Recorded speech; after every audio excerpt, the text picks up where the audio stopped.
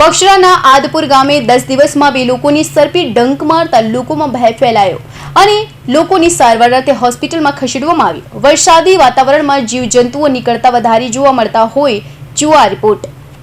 આમ જોઈએ તો વરસાદી વાતાવરણમાં જીવજંતુઓ વધુ જોવા મળતા હોય છે, ત્યારે બક્ષરા તાલુકાના આદપુર ગામે છેલ્લા 10 દિવસમાં સર્પે 2 લોકોને ડંક મારતા લોકોમાં ભય ફેલાયો। થોડા દિવસ પહેલા આદપુર ગામે આવેલ તલાટી મંત્રીની ઓફિસમાં તલાટી મંત્રીને પણ ડંક મારતા છેલ્લા 10 દિવસમાં બીજો બનાવ બન્યો, જેમાં આદપુર ગામે પાન બીડીની દુકાન ધરાવતા નવનીતભાઈ હરિભાઈ કૈલૈયા સવારે દુકાન ખોલવા જતા હોય ત્યારે સર્પે પગમાં ડંક મારતા તેઓને તત્કાલીન સારવાર અર્થે ખાનગી હોસ્પિટલમાં ખસેડવામાં આવ્યા છે।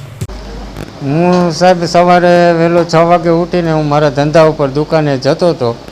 ત્યાં જઈને મેં ખાલી હજી તો થડા ઉપર બેઠક લીધી ત્યાં જ મને સર્પદંશ થયો અને સર્પદંશ થયો એવું મેં જોતા જ મેં તરત પગના ઝટકા મારી અને મેં એને છોડાવી દીધો અને હું સીધો મારા મોટા બાપોના દીકરા પાછળ રહે છે ત્યાં ઘરે ગયો।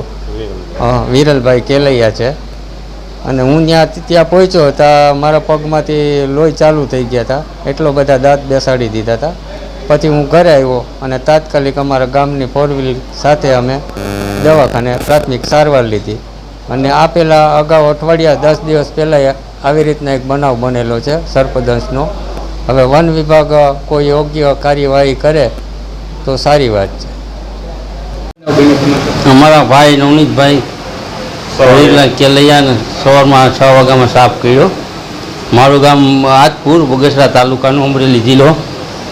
મારું નામ વિરલ ભવાનીશંકર કેલૈયા। તે અમારી ભાઈ મને સવારમાં 6 વાગે ઉઠાડવા આવ્યા કે સાફ કર્યો એટલે તરત અમે ગામના ચંદુભાઈ કરીને છે પાથર એની ગાડીમાં 4 વ્હીલ લઈને કામડિયા સાહેબની દવાખાને આવ્યા। તાત્કાલિક સારવાર મુજબ અત્યારે સારું છે। આ રીતના અમારા ગામમાં બીજો બનાવ બનેલો। અમારા તલાટી મંત્રી આદપુર ગ્રામ પંચાયતની અંદર ત્યારે એને 8-10 દિવસ પહેલાં એને આવું થયું હતું, તાત્કાલિક અમરેલી એને લઈ ગયા હતા સારવાર આપવા।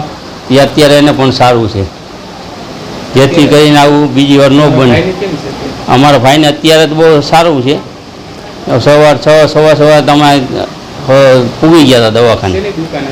એને નવનીતભાઈને પાનનો ગલ્લો હતો, સવારમાં 6 વાગે એને ગલો ખોઈલો એ ભેગા એને બેઠક હતી ને 2 વાગ્યા હતા, સીટ પાસે સાપ બેઠો હતો તો તરત એને ડંખ મારી દીધો। એ ઝટકો મારીને 2-3 વાર ઝટકો માર્યો હતી, સાપને ઘા કરી દીધો પગે।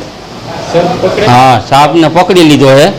અમારા ગામની અંદર આવ્યા હતા પકડવા, ફોન કર્યો હતો એ પકડી લીધો અને બહાર મૂકી આવ્યા। છેલ્લા 10 દિવસમાં 2 લોકોને સર્પે ડંક મારતા લોકોમાં પણ ભય ફેલાયો। ઘટનાની જાણ થતાં જ હરેશભાઈ કેલૈયા, બિરલભાઈ કેલૈયા સહિત લોકો દોડી આવ્યા હતા અને નવનીતભાઈ કેલૈયાને તત્કાલીન સારવાર અર્થે હોસ્પિટલમાં ખસેડવામાં આવ્યા છે।